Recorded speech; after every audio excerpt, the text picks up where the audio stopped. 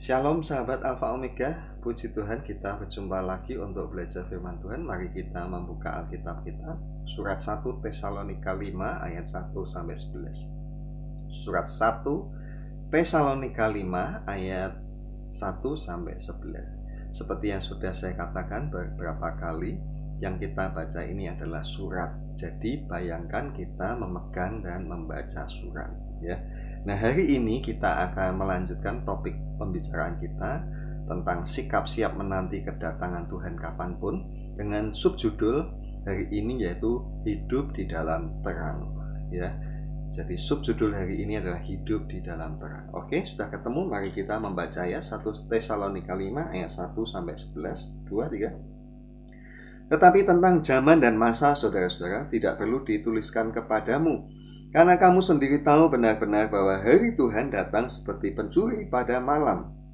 Apabila mereka mengatakan semuanya damai dan aman, maka tiba-tiba mereka ditimpa oleh kebinasaan, seperti seorang perempuan yang hamil ditimpa oleh sakit bersalin.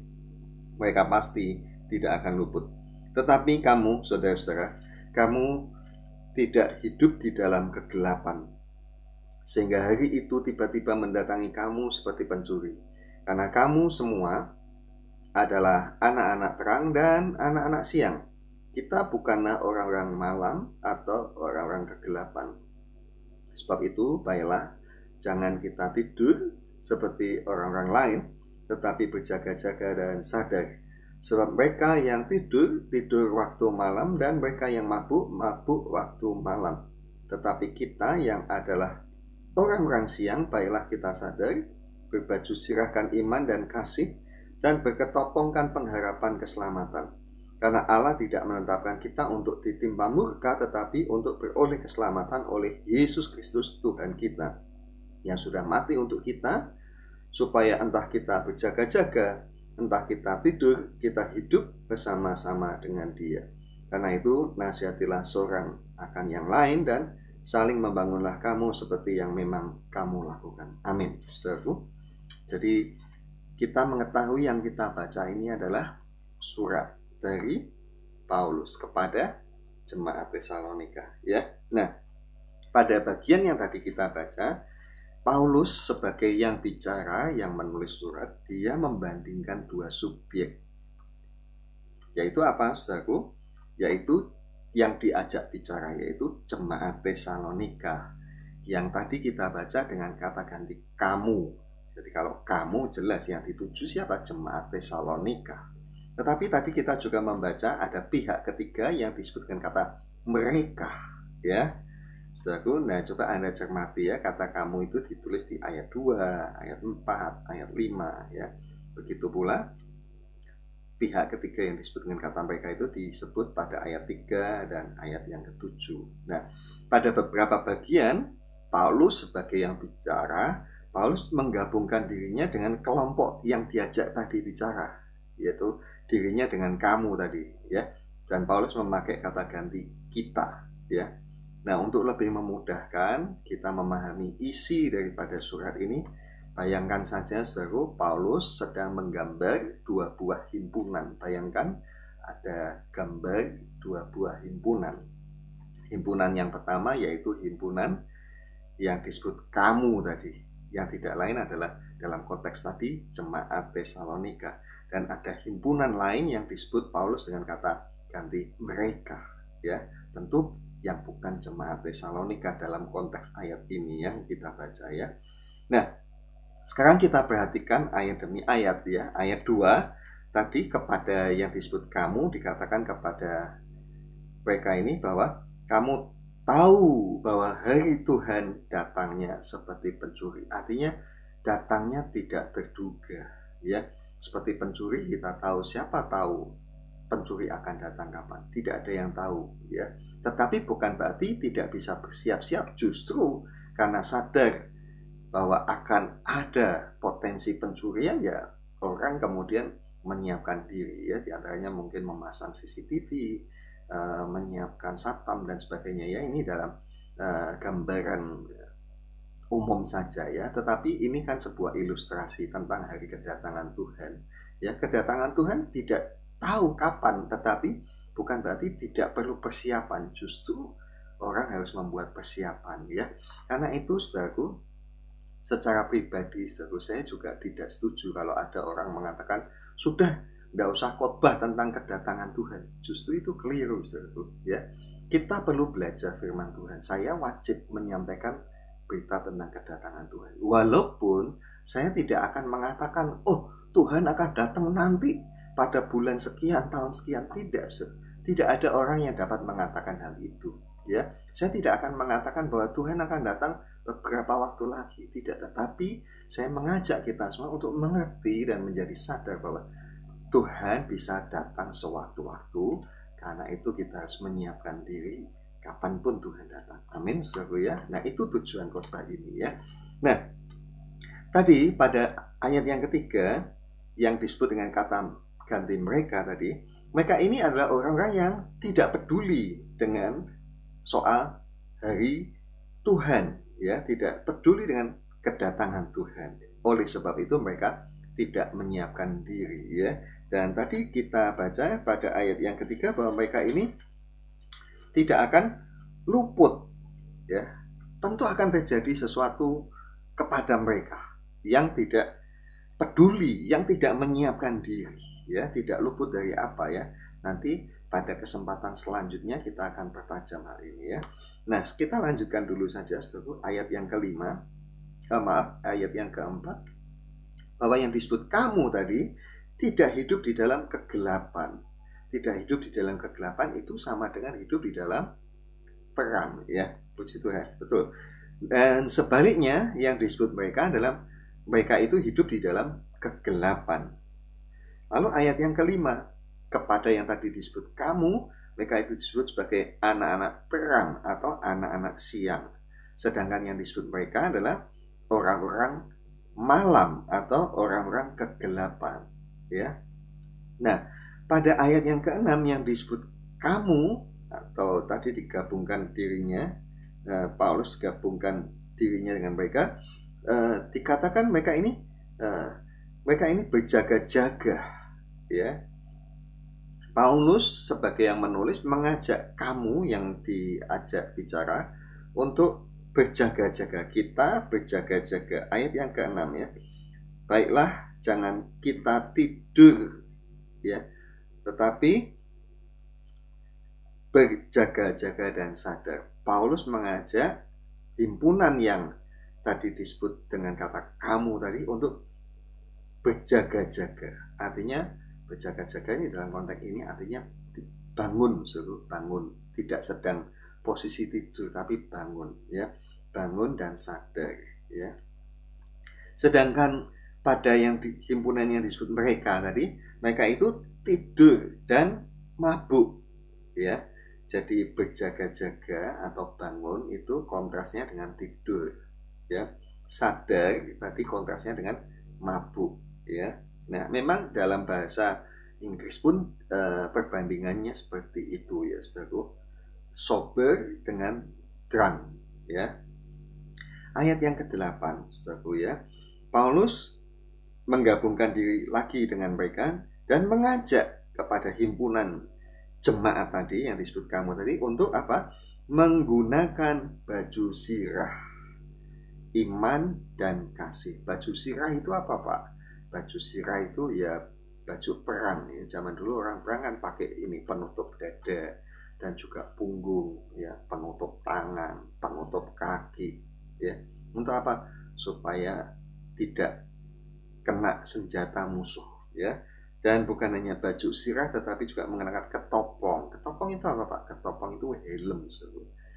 Zaman dulu orang perang juga sudah pakai helm. Helmnya dari apa? Besi, ya. Nah, baju sirahnya apa? Iman dan kasih. Helmnya apa? Pengharapan. Pada kesempatan selanjutnya nanti kita pertajam hal ini, ya. Oke, sekarang kita lanjutkan dulu ayat yang ke-9, saudaraku, ya. Ayat yang ke-9 pada bagian himpunan yang tadi disebut kamu atau jemaat Tuhan tadi, dikatakan kamu tidak ditetapkan untuk ditimpa murka. Artinya pada himpunan yang tadi disebut mereka, tentu mereka akan mengalami murka, yang tadi disebut tidak luput tadi, tidak akan luput dari apa? Dari murka. Ya, tidak ditetapkan untuk ditimpa murka, melainkan ditetapkan untuk apa? Beroleh keselamatan. Ya. Nah, sampai di sini coba renungkan saja, kita mau ditimpa murka atau kita mau selamat, ya. Nah, lalu ayat 10.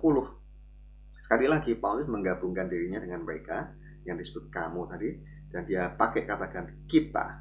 Kita ini berjaga-jaga, atau tadi bangun, tidak tidur, ya. Waktu kita siang itu loh, kita beraktivitas, itu maksudnya. Kita bangun atau kita beraktivitas, dan kita tidur, kita melakukannya bersama dengan Dia, yaitu dengan Tuhan Yesus. Jadi waktunya kita bangun atau melek seperti sekarang ini, kita kalau lihat video tentu saja kita tidak tidur, kita sedang bangun ini, ya. Kita sedang melek. Kita lakukan dengan apa? Bersama Tuhan. Kita kerja bersama Tuhan, ya. Kita beraktivitas apapun kita lakukan bersama Tuhan, ya. Tidur pun begitu, tidurnya kita juga bersama dengan Tuhan, ya. Nanti kita dalami pada kesempatan selanjutnya, ya. Nah, sekarang kita lihat dulu, ya, seru. Tadi kita sudah membuat bayangan di benak kita, ada dua himpunan, ya. Himpunan yang tadi disebut dengan kamu, dan himpunan yang disebut dengan mereka. Himpunan kamu tadi adalah jemaat Tuhan, ya. Dan himpunan mereka tentu yang bukan jemaat Tuhan. Lalu siapa yang disebut dengan himpunan jemaat Tuhan itu? Siapa saja yang ada di antara mereka? Ya, dalam konteks yang kita baca tentu saja jemaat Tesalonika, ya. Tetapi tentu saja bukan hanya berhenti pada mereka, karena surat ini adalah juga bagian dari wahyu yang diteruskan kepada kita, gereja Tuhan.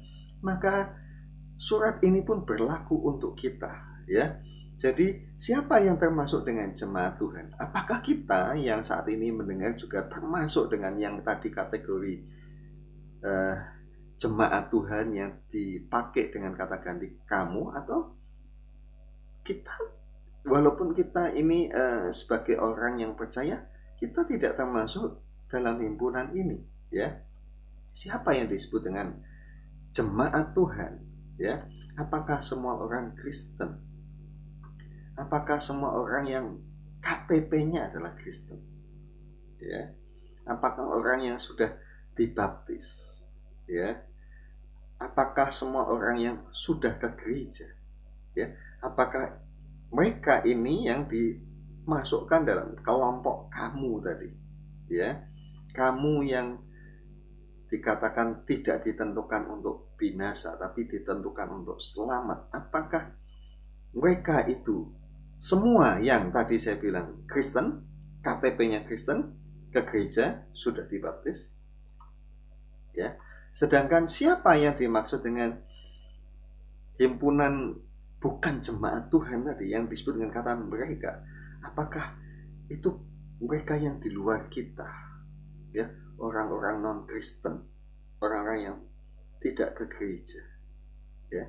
Atau justru ada juga orang gereja yang termasuk di dalam kelompok tadi, ya. Nah, tadi kita sudah membaca, ya, definisinya itu terletak di ayat 4, Bapak Ibu Saudara, ya. Ayat 4, ya, coba Anda lihat lagi ayat 4 bunyinya. Tetapi kamu, saudara-saudara, kamu tidak hidup di dalam kegelapan. Ya, ini definisinya. Ya, yang disebut kamu ialah yang tidak hidup di dalam kegelapan. Artinya hidup di mana? Di dalam terang. Betul sekali, saudara, ya. Dan ayat 5 juga mengafirmasi, yang menegaskan, ya. Karena kamu semua adalah anak-anak terang dan anak-anak siang, ya. Jadi yang disebut kamu atau yang disebut kelompok himpunan jemaat Tuhan tadi adalah orang-orang yang hidupnya tidak di dalam kegelapan, tetapi yang hidupnya di dalam terang. Nah, bagaimana supaya kita termasuk dalam kelompok itu? Bagaimana supaya kita masuk dalam kelompok yang tidak ditimpa murka? Bagaimana supaya kita masuk di dalam himpunan kelompok yang ditentukan untuk selamat? Ya, bagaimana menjadi orang yang tadi didefinisikan hidup di dalam terang, ya. Hari ini kita belajar satu pokok ini, Yohanes 8 ayat 12. Mari kita baca, ya. Yohanes 8 ayat 12. Injil Yohanes 8 ayat yang ke-12. Kita baca ya bersama, 2, 3. Maka Yesus berkata pula kepada orang banyak, katanya, "Akulah terang dunia. Barang siapa mengikut aku, ia tidak akan berjalan dalam kegelapan, melainkan ia akan mempunyai terang hidup." Amin. Ya, saudara, Yesus berkata, "Akulah terang dunia. Barang siapa mengikut aku, ia tidak akan berjalan dalam kegelapan." Jadi kalau kita mau hidup di dalam terang, ayat ini memberikan kita definisi bahwa kita harus menjadi orang yang mengikut Yesus. Ya. Apa itu mengikut Yesus?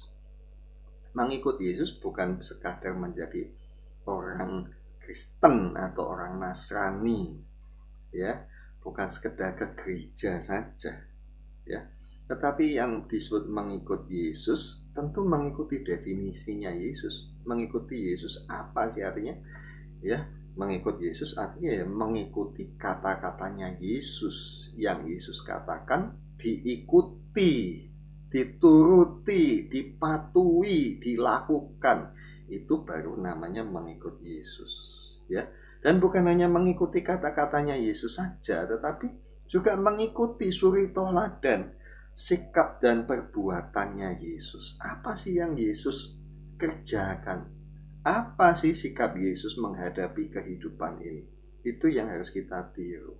Nah, saudaraku, semuanya kita ini ya, sebagian besar daripada sikap kita, perbuatan kita, kata-kata kita, ya, bahkan gaya hidup kita, semuanya kalau kita renungkan, sebagian besar daripada kehidupan kita itu, sikap, kata-kata, perbuatan, ya, gaya-gayanya kita ini, semuanya itu kita peroleh dengan mencontoh orang, ya.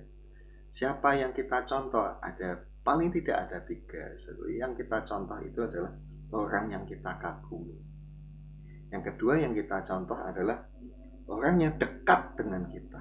Dan yang ketiga yang kita ikuti adalah kita ikuti tren populer, ya. Kebanyakan orang itu seperti apa? Biasanya kita itu enggan atau kita tidak mau, kita itu mau menjadi orang yang beda, gitu ya. Kita mau menyamakan diri, kita mau mengidentikan diri dengan kelompok orang pada umumnya, ya. Ya, jelasnya begini, ya.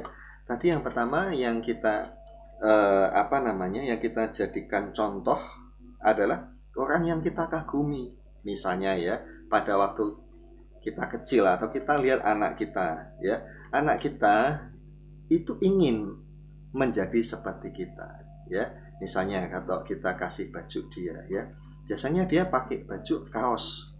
Satu kali kita belikan dia hem, ya, anak laki kita belikan hem, ada kerahnya. Ketika kita belikan itu, dia bilang apa? Kayak papi, ya.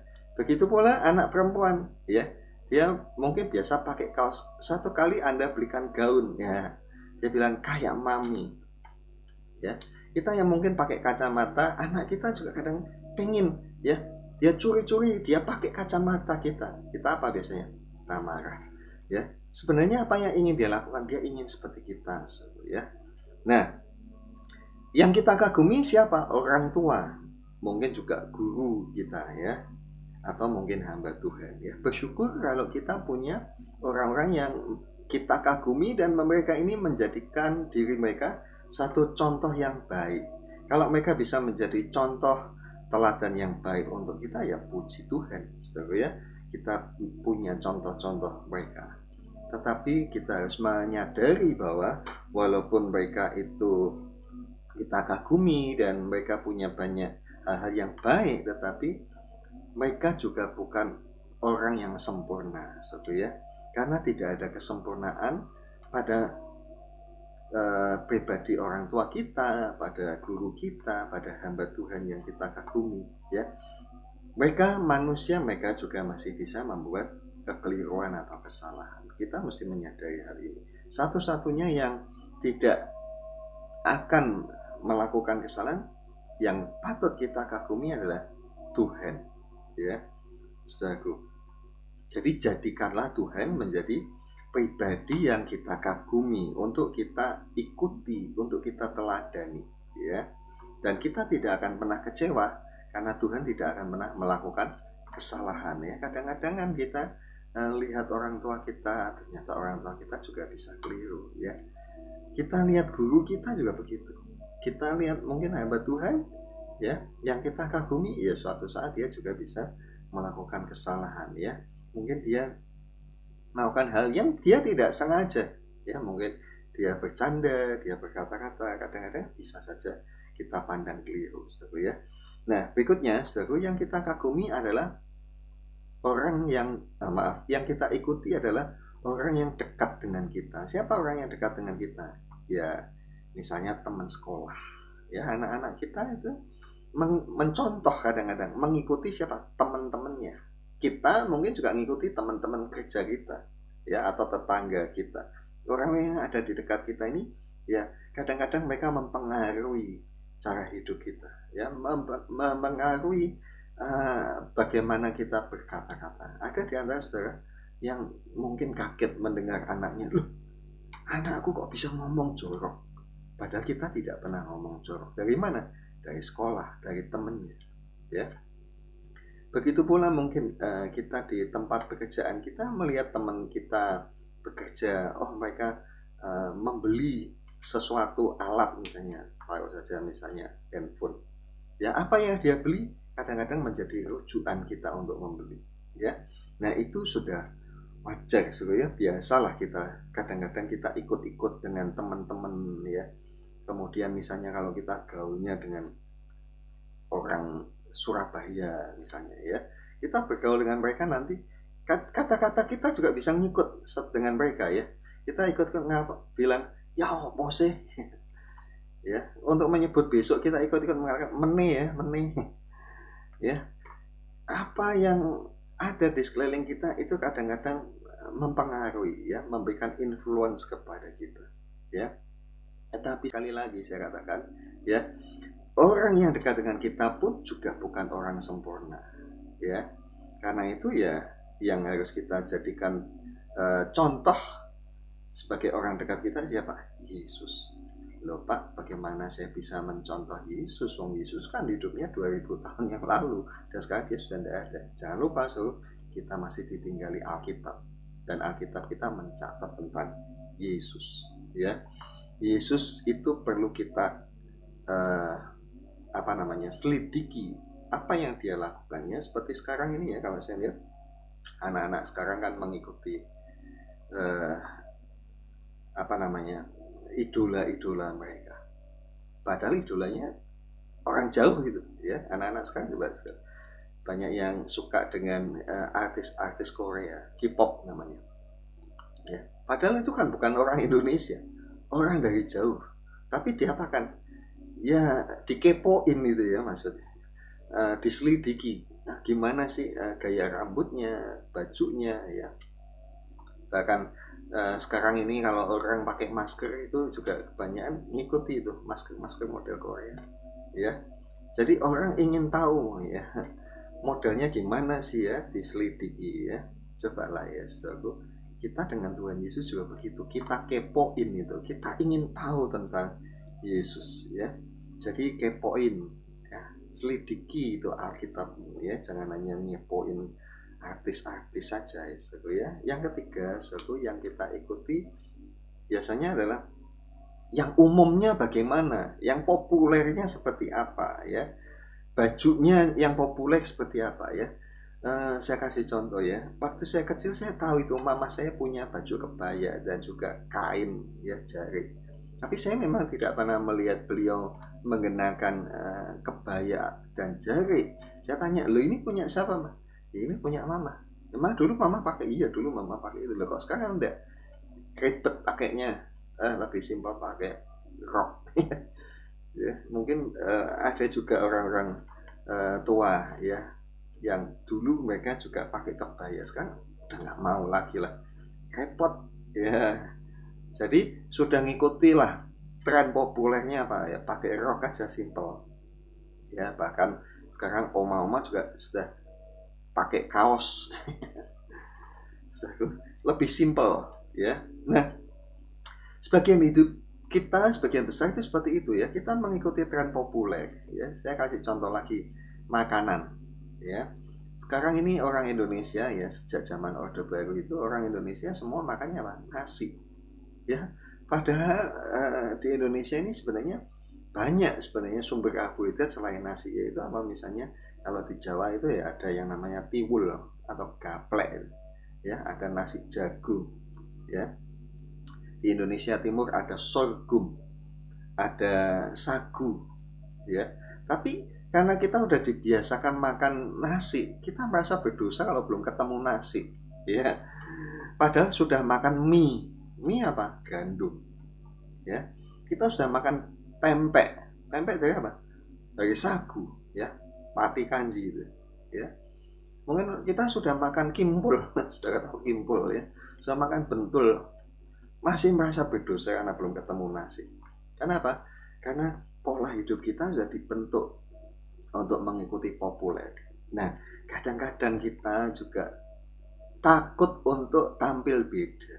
Kita takut menjadi orang asing, mempunyai sikap yang beda. Kita cenderung untuk mengikuti apa? Orang lain gimana? Mayoritas bagaimana? Ya. Sehingga kalau kita tidak tampil sesuatu yang beda, kita merasa risih gitu ya.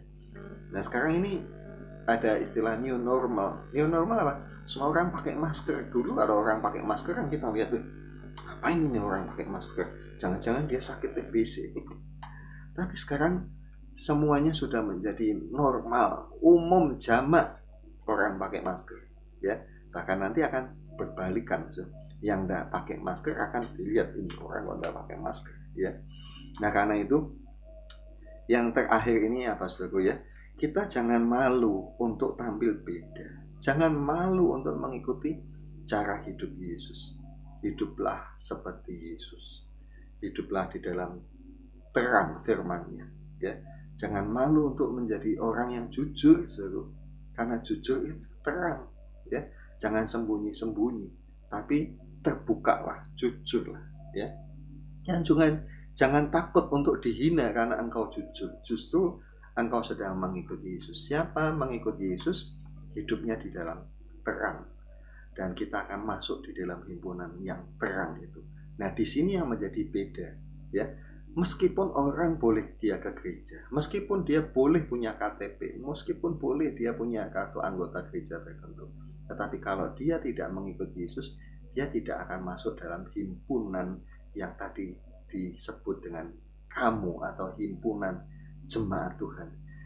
Tidak akan masuk dalam himpunan yang ditetapkan untuk luput dari murka, tetapi ditetapkan untuk tertimpa murka. Kan kita tidak menghendaki itu, saudara ya. Kita ingin ikut dalam himpunan yang tadi ditetapkan untuk beroleh keselamatan pada waktu Tuhan datang. Karena itu apa yang harus kita lakukan? Mari kita hidup di dalam terang. Mari kita ikut Yesus. Mari kita kepoin Alkitab kita, selidikin. Kepo itu penasaran Yesus. Mari kita penasaran dengan Alkitab kita. Bacalah, ikutilah apa yang Yesus lakukan. Amin. Puji Tuhan, sampai di sini pembahasan kita dan kita akan datang pada Tuhan. Mari kita nyanyikan pujian kita. Ku mau sepertimu Yesus. Biar kita menjadi seperti Tuhan, mengikut Tuhan, hidup dalam terang-Nya. Ku mau seperti-Mu, Yesus, disempurnakan selalu dalam segenap jalanku, memuliakan nama-Mu. Ku mau seperti-Mu, Yesus, disempurnakan selalu dalam segenap jalanku, memuliakan nama-Mu. Lagi, ku mau seperti-Mu, Yesus, disempurnakan selalu dalam segenap jalanku, memuliakan nama-Mu. Tadi sudah saya katakan, saudaraku, mengikut Yesus bukan hanya sekedar menjadi Kristen, berKTP Kristen, masuk ke sebuah gereja, tetapi mengikut Yesus adalah mengikuti apa yang Yesus katakan. Mengikuti yang Yesus katakan artinya menurut apa yang Dia katakan, kita ikuti, kita jalankan. Mengikut Yesus juga berarti mengikuti cara hidup Yesus. Apa yang Yesus lakukan, apa yang Yesus kerjakan, sikap-sikapnya itu yang kita ikuti. Mari kita ikuti Dia sebagai satu-satunya pribadi yang kita kagumi dan sebagai satu-satunya pribadi yang dekat dengan kita, yang tidak akan pernah berubah, yang tidak akan pernah mengecewakan kita. Kita nyanyikan sekali lagi dan kita akan berdoa kepada Tuhan.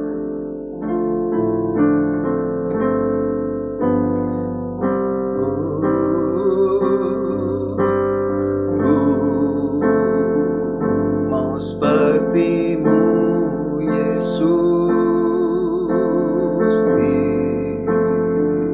disempurnakan selalu dalam segenap jalan-Mu, memuliakan nama-Mu. Dalam segenap jalanku, dalam segenap jalanku, memuliakan nama-Mu. Dalam segenap jalanku, dalam segenap jalanku, memuliakan nama-Mu.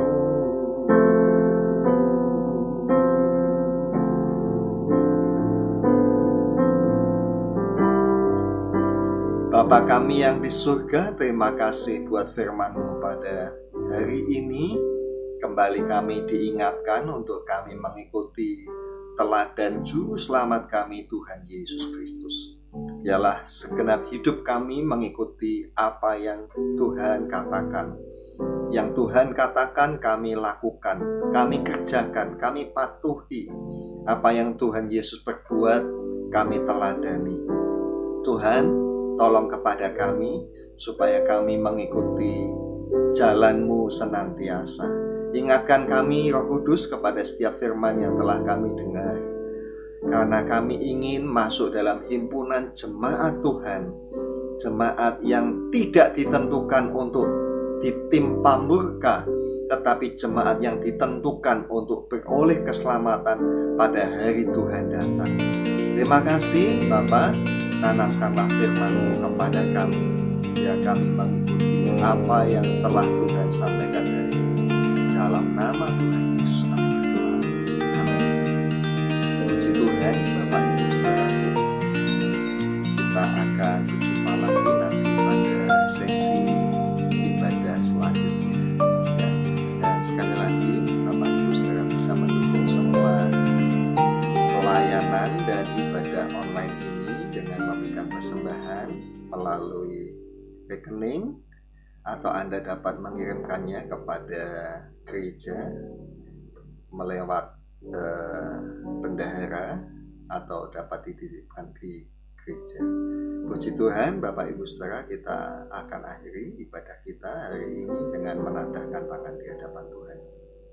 Bapak, terima kasih buat hari ini kami telah kembali berbakti kepadamu. Terimalah persembahan hidup kami yang kami persembahkan kepada Tuhan. Dan terutama kami mau mempersembahkan segenap hidup kami untuk melakukan kehendak-Mu, memuliakan nama-Mu dalam sepanjang hidup kami. Tuhan, kami mohon berkat-Mu, pertolongan-Mu buat kami semua yang saat ini sedang ada dalam pergumulan, mungkin sakit, mungkin masalah, apapun namanya. Tuhan, Engkau mengetahui keadaan anak-anak-Mu satu persatu. Karena itu hamba-Mu juga mohon, berilah pertolongan-Mu, bukalah telinga-Mu untuk setiap doa-doa dan permohonan kami. Bukakanlah jalan bagi kami semua, Bapa. Sekarang Tuhan, ulurkanlah tangan-Mu atas kepala kami, anak-anak-Mu semua, dan berikanlah berkat serta pertolongan-Mu kepada kami. Bapak, Ibu, dan saudaraku sekalian, marilah kita terima dari Allah Bapa kita berkat, rahmat, pertolongan, kekuatan, kesehatan, kesembuhan, dan segala apa yang kita perlu. Percayalah Bapa kita baik, Dia menyediakan segala sesuatu untuk kita. Dan marilah kita selalu hidup mengikut Tuhan dan hidup dalam penyertaan Roh Kudus. Terima kasih Bapa, dan biarlah damai sejahtera-Mu diturunkan atas kami semua, memberkati segenap keluarga kami senantiasa. Terima kasih Bapa, kami terima semuanya ini dengan iman dan ucapan syukur kami dalam nama Tuhan Yesus Kristus. Haleluya. Amin. Katakan terima kasih. Terima kasih Yesusku, terima kasih Yesusku. Puji syukur hanya bagi Tuhanku. Terima kasih Yesusku, terima kasih Yesusku. Puji syukur hanya bagi Tuhanku. Puji syukur hanya bagi